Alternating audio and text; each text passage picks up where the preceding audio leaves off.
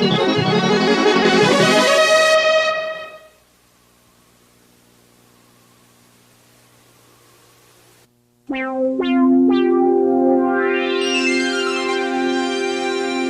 for this program is provided by Annenberg CPB to advance excellent teaching.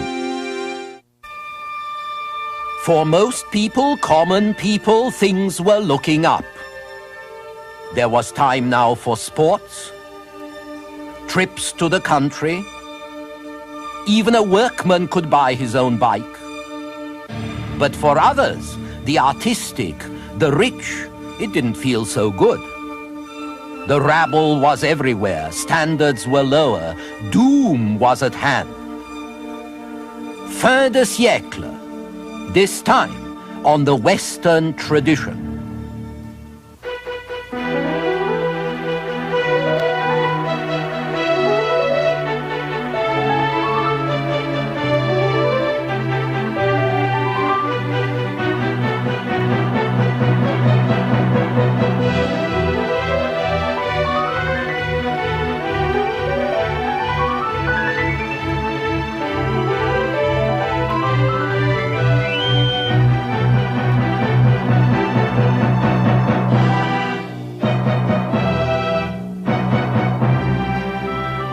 And now UCLA professor Eugen Weber's continuing journey through the history of Western civilization. In our last program, we ended with the new 19th century doctrines of evolution and natural selection, the survival of the fittest, which were being applied to nations as well as to species. For the first time, national interest now demanded an improvement in the working conditions and the living conditions of the lower classes. For the first time, workmen were thought to have the right to enjoy culture and leisure just like their betters, because it would do them good. It would produce a fitter society. And in England, this determination produced the Bank Holiday Act of 1871, a landmark in the emergence of modern leisure patterns, because it transformed the old religious holidays into secular days of recreation sanctioned by the state. And so the holy day became the holiday. Railway stations were packed, steamboat piers were packed, cheap excursion fares, cheap hotels and boarding houses all prospered because of a new phenomenon, the working class holiday. Outside England, this took more time to happen, but it was a start and an example, like what came to be called the English week of 5.5 days. It meant that Portanto, primeiro na Inglaterra e depois em outros países ocidentais, por volta de 1900, trabalhadores tinham mais tempo livre. Já que não havia muito a fazer com o tempo livre, os passatempos eram as bebedeiras, bater em sua esposa ou coisas assim. Então, os mais ricos ou poderosos começaram a buscar maneiras mais saudáveis de lazer para seus empregados. Uma das atividades mais saudáveis que os trabalhadores sociais criaram foi o advento de jogos organizados. Por um lado, controlava a energia que poderia explodir em violência ou crime. Por outro, remediava a degeneração física das pessoas. Ajude o povo a ficar bem fisicamente e suas mentes serão aprimoradas. Igrejas, escolas e indústrias concordaram que a melhor coisa que os rapazes e homens trabalhadores poderiam fazer num sábado à tarde seria jogar com uma bola. A segunda melhor coisa seria assistir outros homens jogarem bola. Assim, nas décadas de 1870 e 1880, literalmente, milhares de equipes foram fundadas por organizações religiosas. Sindicatos, fábricas e oficinas ferroviárias também montaram equipes, e alguns dos grandes clubes ingleses de futebol começaram desta forma, o atual futebol. Mas a grande inspiração para atividades esportivas veio das escolas. Após 1870, as cidades inglesas tinham um sistema educacional que atraía todas as crianças para sua rede. Ao final do século, milhares de espectadores já estavam pagando para ver as finais de competições escolares locais. Eles também estavam pagando para ver jogos disputados em novos campos, alguns com arquibancadas cobertas, alguns construídos pelos governos locais. A alfabetização gerada pelas escolas criava um novo público em massa para os novos jornais populares, que davam grande cobertura aos esportes. Muitos liam apenas as páginas esportivas do jornal, como fazem hoje em dia. Os jogos vieram para ficar, e os subprodutos comerciais ficaram cada vez mais importantes. Esportes vendiam jornais, mas também vendiam equipamentos especiais, camisetas, calções, chuteiras e tônicos para fortalecer jogadores, ungüentos para músculos, remédios de vários tipos e a cerveja para consolar. Mas o interesse no esporte foi ainda mais longe. Correio e telégrafo eram cruciais para organizar agendas nacionais e informar os resultados de jogos. Trens e bondes eram essenciais para transportar grande número de fãs a outras partes da cidade que jamais haviam visitado, ou até outras cidades, onde eles iam dar apoio a seus clubes. Linhas de bondes levavam os trabalhadores às fábricas, mas também aos estádios. Tarifas baratas de trens em datas especiais, que antes eram oferecidas para levar pessoas a exposições ou templos de peregrinação, agora atendiam às finais de uma Copa, que já atraíam 100 mil torcedores em 1901, além dos que apenas estavam passeando. As camadas inferiores da população estavam sendo liberadas e encorajadas a usufruir dos primeiros benefícios de uma sociedade tecnologicamente avançada. Tempo de lazer, mais dinheiro, melhorias em educação, transportes e comunicações produziam a necessidade, o desejo e a possibilidade de lazer e recreação. E o processo não era exclusivo da Inglaterra. Podia ser visto em outras sociedades, como a Austrália e os Estados Unidos, onde a recreação em massa tornou-se uma constante no final do século XIX. Quase sempre, os jogos nasciam na Inglaterra. Soldados e administradores coloniais espalharam o cricket por todo o Império Britânico, enquanto marinheiros e empresários levaram o futebol para toda a Europa e o resto do mundo. Nas décadas de 1880 e 90, o futebol já era jogado na Áustria, Rússia, Turquia, Escandinávia e toda a América Latina. Também havia o rugby, jogado por estudantes. O rugby era mais complicado que o futebol e mais difícil de jogar sem ficar sujo, por isso não foi tão popular. Era um jogo mais para as classes altas. As grandes universidades privadas da Inglaterra jogavam rugby, como Oxford e Cambridge. O futebol americano também teve início nas universidades, que formularam as primeiras regras de jogos nacionais em 1873. O jogo era bem parecido com o rugby, mas na década de 1880 evoluiu para o que hoje é conhecido como futebol americano, embora ainda mais violento.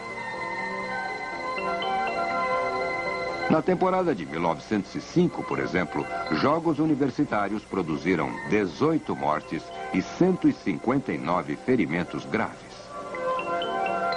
Talvez isso tenha atraído um crescente público com centenas de milhares que iam aos estádios para ver jovens atletas em mutilação mútua.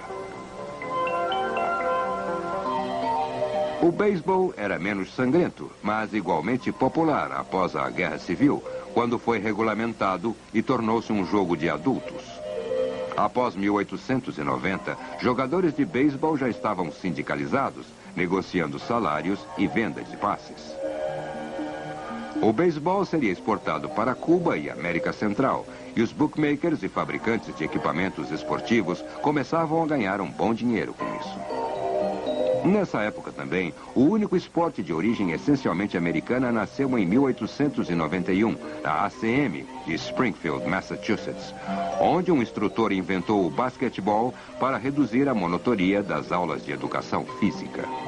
Em poucos anos, o basquete já era jogado em todo o mundo, além das universidades americanas, e até mesmo por mulheres. Foi o exemplo dos esportes universitários ingleses e americanos que inspirou o barão de Coubertin a reintroduzir os Jogos Olímpicos como um incentivo moral e físico para a amizade internacional. Os primeiros Jogos Olímpicos da Era Moderna ocorreram em Atenas em 1896 e os atletas americanos saíram-se muito bem.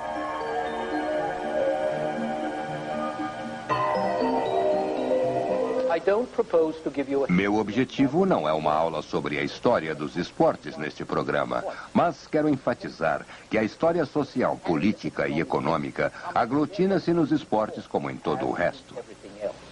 A emancipação das massas, a melhoria de suas condições de vida e trabalho, a preocupação com a saúde pública e a integração nacional, os lucros derivados de tudo isso são fatores que não podem ser separados. Vemos que é assim também na história da bicicleta, que foi uma das mais criativas invenções do século XIX. Algo similar a bicicletas já existia na época da Revolução Francesa, mas os velocípedes transformaram-se em máquinas modernas na década de 1880, quando tornaram-se extremamente populares. As primeiras bicicletas eram caras, tornando o ciclismo um esporte das classes média e alta. Mas as mulheres pedalavam tão bem quanto os homens. E a bicicleta foi um grande agente de emancipação para as mulheres, porque as liberava de acompanhantes e especialmente porque as liberava de espartilhos e saias pesadas, colocando-as em calças pela primeira vez. As primeiras feministas, que já estavam interessadas em roupas mais racionais para as mulheres, apreciaram a bicicleta, celebrando-a como uma libertadora. E quanto mais pessoas compravam bicicletas, mais os preços caíam e mais pessoas podiam comprá-las. Desenvolveu-se um cicloturismo, clubes de ciclismo, os passeios em duas rodas. O número crescente de ciclistas nas estradas levou a demanda por melhores superfícies de estradas no campo e na cidade. Hotéis, albergues e restaurantes em estradas adaptaram-se para atender a nova clientela e uma nova indústria surgiu. Os fabricantes que queriam provar que seu modelo era o melhor, desenvolveram corridas de bicicletas em velódromos e nas estradas, atraindo dezenas de milhares de espectadores. O ciclismo inspirou a arte do século XIX e também representou, como o futebol no Império Britânico, um caminho para a promoção social. Ciclistas campeões foram os primeiros astros esportivos nacionais e internacionais. Os fabricantes de bicicletas, em geral, eram pessoas que começaram fazendo guarda-chuvas e barbatanas de espartilho. A seguir, passando a algo mais interessante, usando componentes similares. E o mesmo espírito de empreendimento inspirou muitos deles a colocar motores entre 3 ou 4 rodas, criando as primeiras carruagens sem cavalos que chamaram de automóveis, coisas que se moviam sozinhas. E os primeiros aeroplanos. Se analisarmos as rodas e os corpos dos primeiros carros e aviões, veremos que muitos dos componentes básicos eram os mesmos. Muitas das corridas de bicicleta, como a dos irmãos Farman, passaram a corridas de carro e depois de aviões, movidos pelo mesmo espírito de seus inventores, o amor pela velocidade, a aventura, a mudança característica da época. Mas o mais importante sobre a bicicleta é que representava a primeira invenção que se equiparava ao cavalo e não comia ração, nem sujava as ruas ou precisava de estábulo.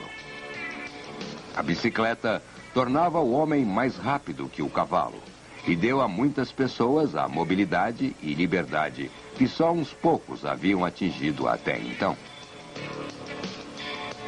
Às vésperas da Primeira Guerra Mundial, mineiros, operários, padeiros, todos podiam comprar sua própria bicicleta ou podiam sonhar de modo realístico em fazê-lo eventualmente. É o tipo de revolução que eu aprecio.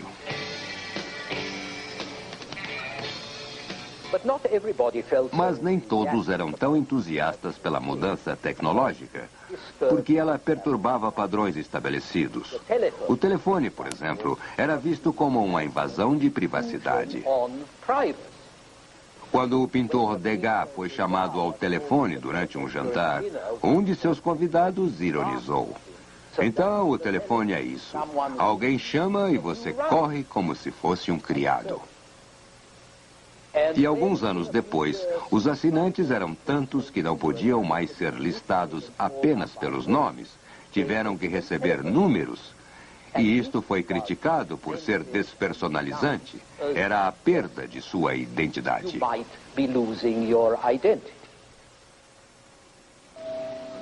Muitas pessoas das classes altas sentiam que estavam perdendo sua identidade para essa nova identificação em massa das últimas 2 décadas do século. As férias, que antes eles passavam reunidos em algum local reservado, agora estavam ameaçadas por multidões vulgares, falando alto e com roupas berrantes. As compras que antes eles faziam em conforto agora eram atrapalhadas por mulheres rudes que usavam o transporte público para chegar às lojas. A educação de alto nível e os bons empregos resultantes dessa educação agora estavam acessíveis a rapazes das classes inferiores que podiam até pensar em casar-se com sua filha ou irmã. Todos vestiam-se de modo igual, ou pelo menos era assim que as classes altas pensavam. Como você pode esperar respeito, menos ainda a reverência, de um inferior para um superior? Sem falar em respeito às mulheres, que agora trabalhavam cada vez mais, vestiam calças, flertavam e até usavam métodos anticoncepcionais para limitar o número de filhos. Quem iria respeitar tais mulheres? Mesmo o poder e a influência política estavam sendo disputados por novos ricos, que não eram cavalheiros, mas sim políticos profissionais. E só Deus sabe, podiam até mesmo ser líderes sindicais. Ou seja, o mundo estava ruindo. Estava cheio de degenerados, cheio de novos ricos incômodos, estava decadente. A democracia estava decadente. Se tais degenerados não fossem regenerados, a sociedade afundaria sob o peso da podridão e da corrupção. Então vamos fazer a limpeza. Primeiro, o antissemitismo varrerá os judeus, colocando-os em seu lugar. Depois, vamos varrer corpos estranhos, estrangeiros, maçons, protestantes dos países católicos ou católicos de países protestantes e assim por diante. Vamos purificar a comunidade. Vamos criar uma ciência que só permita a procriação de seres humanos certos. E façamos renascer o entusiasmo nacional, enfocando-o na luta pela vida e contra os vizinhos, contra nossos inimigos que nos dominarão se não os dominarmos antes. Isto é o nacionalismo.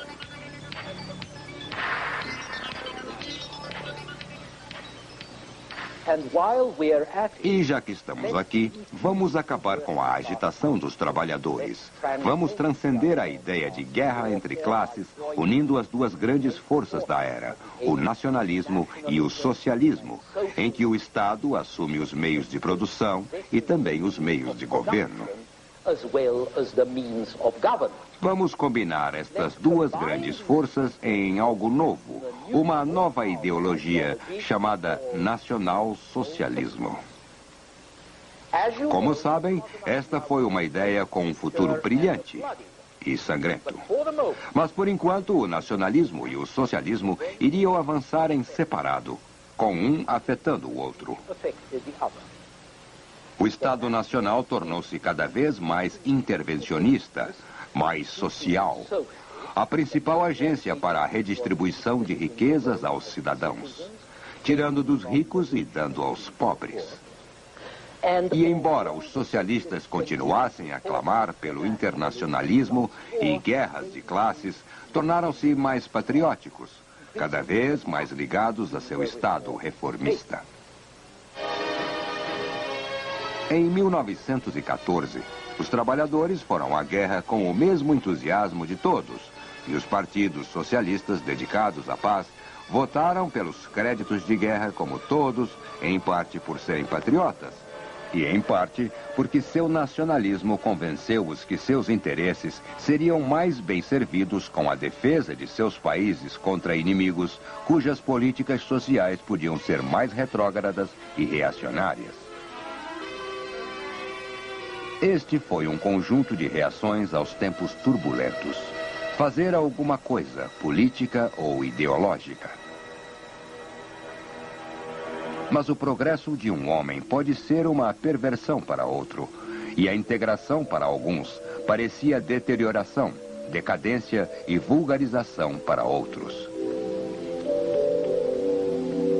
Assim, outra reação importante foi a fuga, o abandono, a afirmação de sua diferença com a ralé. Para mostrar que você era mais sofisticado, cultivado e sensível que as pesadas, desajeitadas e ignorantes massas. E esta foi uma reação influente.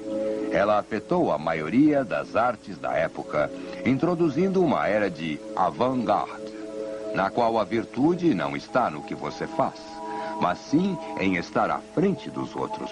Um novo conformismo cuja principal característica é a tentativa de evitar a conformidade. Era importante escrever ou pintar ou cantar de forma que não seria apreciada por bárbaros insensíveis, somente pelos iniciados, estetas, paladares refinados e mentes finas, capazes de apreciar sensações, sabores, formas e alusões de maior raridade. Homens e mulheres realmente excepcionais só podiam apreciar o que era excepcional. A vida comum, como disse um deles, não é para nós. Os criados farão isso por nós. O ideal agora era a música sem melodia, pinturas sem forma que possa ser imediatamente identificada pelo observador, poesias sem rima, romances sem enredo, filosofias que comunicavam uma nova sabedoria aos poucos escolhidos. A longo prazo, isto iria divorciar os artistas e intelectuais do público em geral e estabelecer o atual princípio. Ou você é um real artista, condenado ao exílio em meio às massas insensíveis, ou você torna seu trabalho compreensível e acessível, que é uma forma de prostituição. Hoje tudo isso parece banal, mas não era no século XIX, quando os grandes pintores e escritores também eram populares. A curto prazo, essa tendência de ficar à parte artisticamente encaixava-se no novo ritmo da época, o interesse em novidades e mudanças. Também apresentou uma propensão ao não conformismo, com drogas, homossexualidade, travestismo, ocultismo, misticismo, tudo apenas para demonstrar que você não era como os outros. A publicidade que tais atividades atraíram confirmou aos profetas do caos que, sim, estamos numa era de decadência. E as reações dos pessimistas confirmaram aos estetas que todos viviam numa era de barbárie. Assim, a situação paradoxal dos 20 anos que precederam a 1914 era que a vida estava melhor para todos materialmente, mas as pessoas mais artísticas e sensíveis convenceram-se de que a vida estava pior, o que também se tornaria algo mais comum, um fenômeno familiar do século XX.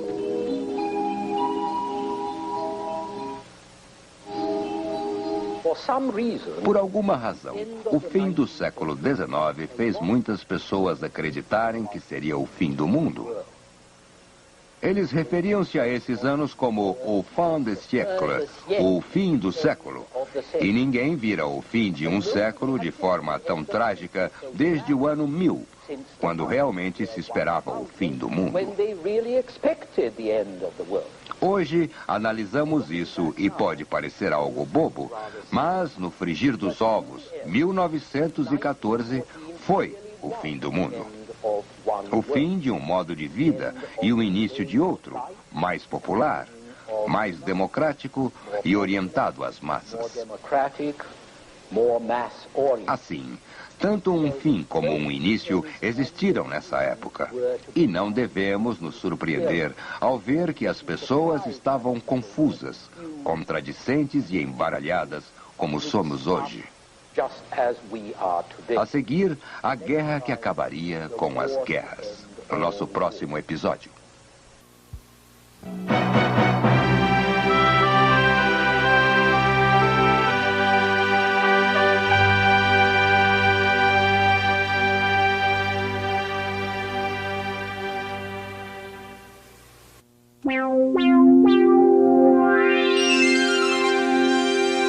Funding for this program is provided by Annenberg CPB to advance excellent teaching. For information about this and other Annenberg CPB programs, call 1-800-LEARNER and visit us at www.learner.org.